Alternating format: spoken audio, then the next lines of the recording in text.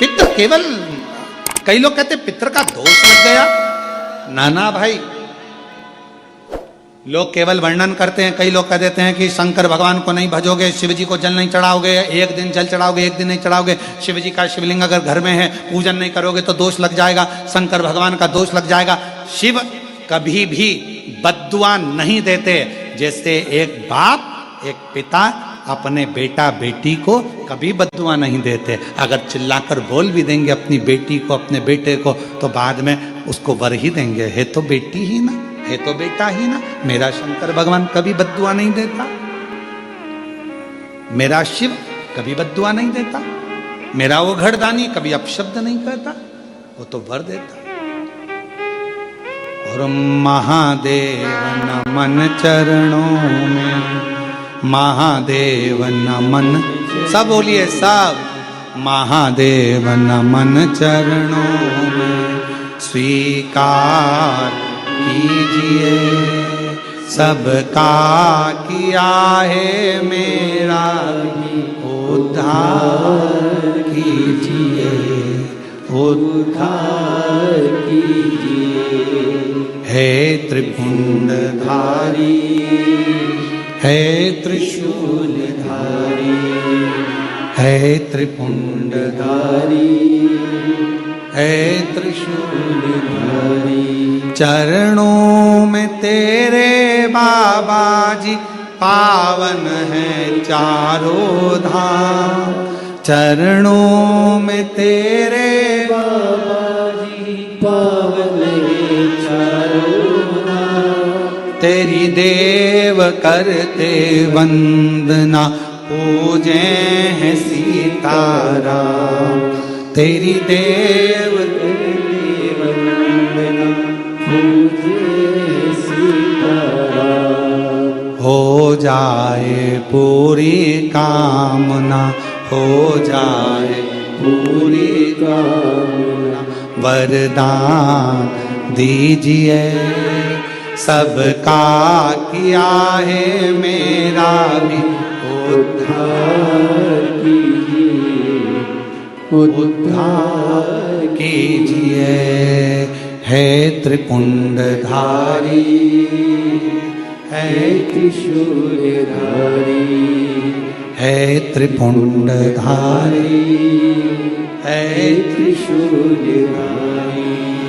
महादेव नमन चरणों में स्वीकार कीजिए, सबका किया है मेरा भी उद्धार कीजिए, उद्धार कीजिए।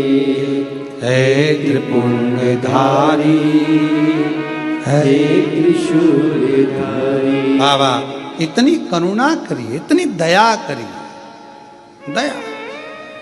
कोई कहे तुमसे कि तुम्हारे यहाँ पितृदोष लगा है, कोई कहे तुमसे तुम्हारे यहाँ काल सर्प दोष लगा है, कोई कहे तुमसे तुम्हारे यहाँ वास्तु दोष लगा है, कोई कहे तुमसे तुम्हारे कुल देवी देवता का दोष लगा है।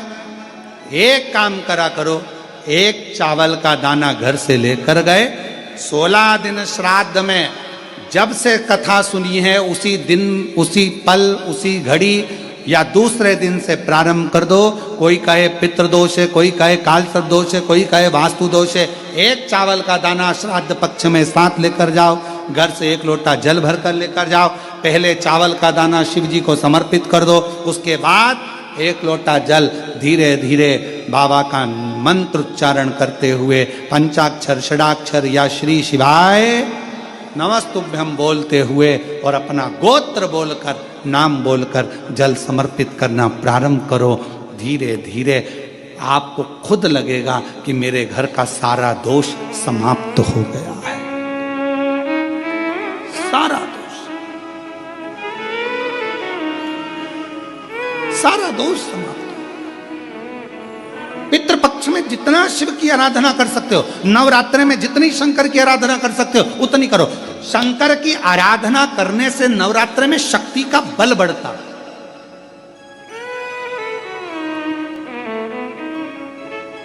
शक्ति का बल।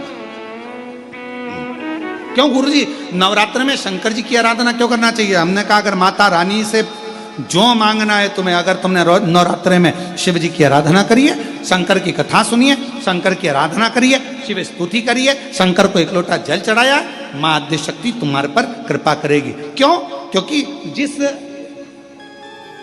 जिस स्थान पर शिवलिंग रखा होता है और जो हस्त कमल है वो मां पार्वती, जगत जननी दुर्गा भवानी है। जब हम जल चढ़ाते हैं, मां आद्य शक्ति अम्बा जगदम्बा 64 योगिनियों पर वो जल चढ़ जाता है और जगत जननी नवरात्र में प्रसन्न हो जाती है। वो जल की इतनी महत्वता है।